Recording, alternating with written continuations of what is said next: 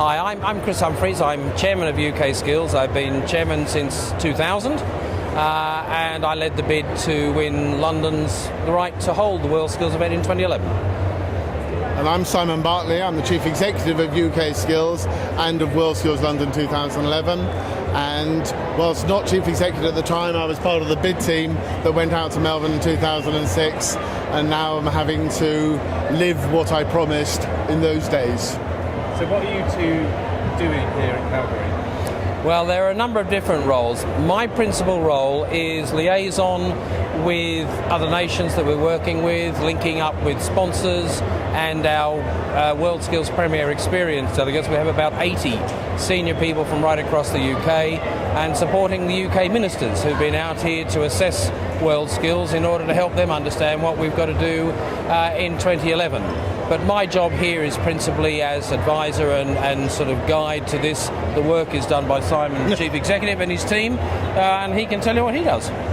Okay, well, I'm out here and I've got three main roles. Firstly, as Chief Executive of UK Skills, I'm here involved with making sure that the UK team of 26 competitors is actually looked after, is working effectively, efficiently, that their needs or requirements are being looked after, together with the needs and the requirements of the managers and team leaders, the WorldSkills experts, the judges of that. So that's a UK Skills role.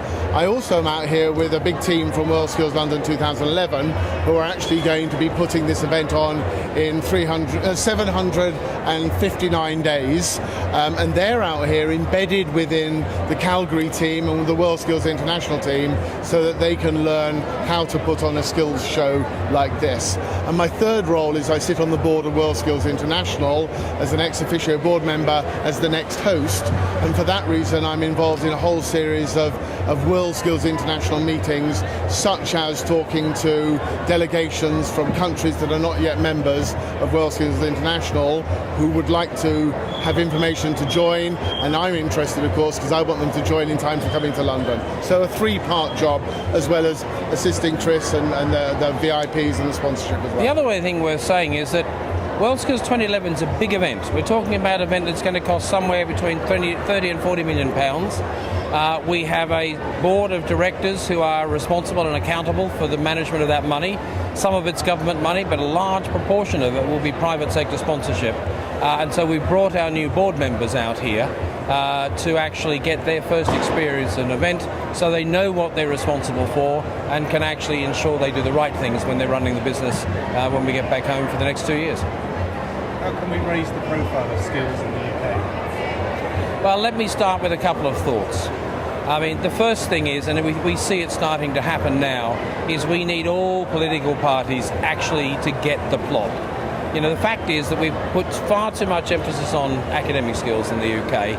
And the best way to put it, I think, you know, every young person in the UK deserves the chance to smile at their own success. And our system doesn't give them that, you know. So the first thing is we need full political endorsement across the political spectrum, so this doesn't become a political yo-yo around election time. The second thing we need to do is we're building up a very significant campaign of awareness around this event, around competitions and around the talent of the young people here, by engaging with every college, every university in the United Kingdom and getting them to start carrying the message. And then thirdly, by engaging with employers to actually make sure their chance. So we have, must be 60 employers here, big employers from across the UK, all skills, who believe part of their job is to help young people and parents recognise that every skill that matters will contribute to UK PLC. So big promotional job there, but there are other things we can do as well. And some of those other things that we can do is the engagement with the press, both the media but also the broadcast media as well.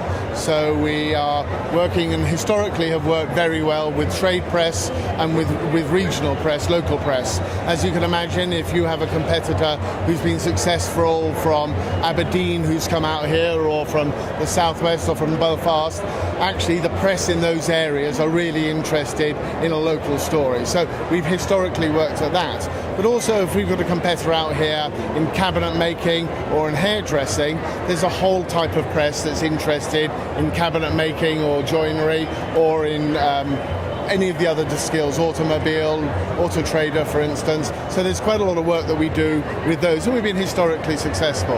But we believe in the lead up to 2011, we need to engage the national press. That's the national broadcasts, such as the BBC, Channel 4, ITV, but also the newspapers, the national newspapers, which are the greatest probably in the world in the United Kingdom. And of course there are two categories of those. There's the newspapers that most of the public read and who are the people we're trying to influence to develop and to put forward their children into colleges rather than education, but also some of the broadsheets, as they would have been called, where we can touch the influences of government that Chris has been talking about to actually take seriously the idea of vocational education rather than purely academic education.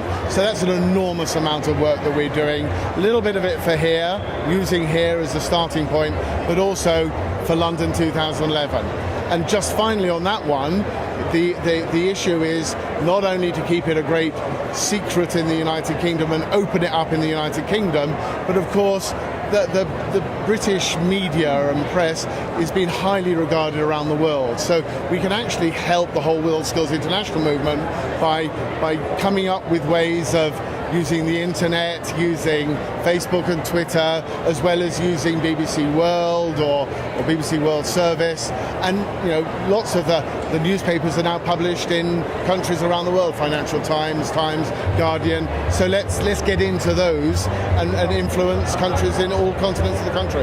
There's one other way, which we've seen used here and which we're beginning to use on a big scale in the UK. The most importantly powerful voice for these young people is their own.